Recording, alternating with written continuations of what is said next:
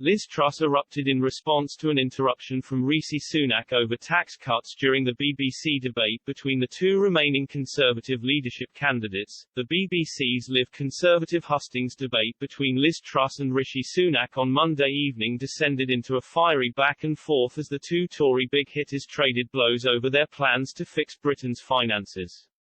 Ms Truss pitched a plan to delay paying down the UK's debt for 3 years while cutting tax. Mr Sunak jumped in and attacked his former cabinet colleague for looking to stick government borrowing on the country's credit card. Ms Truss told the BBC studio audience, "Under my plans, we would start paying down the debt in 3 years' time. So I'm not putting on the never never. I would start paying it down in 3 years. You promised almost £1 billion of unfunded tax cuts, £40 billion more borrowing, that is the country's credit card," interrupted Mr Sunak.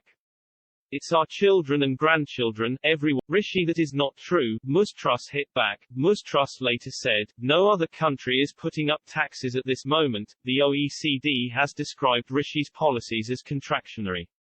What does contractionary mean? It means it will lead to a recession. We know what happens when there's a recession. I grew up in Paisley and Leeds in the 1980s and 1990s.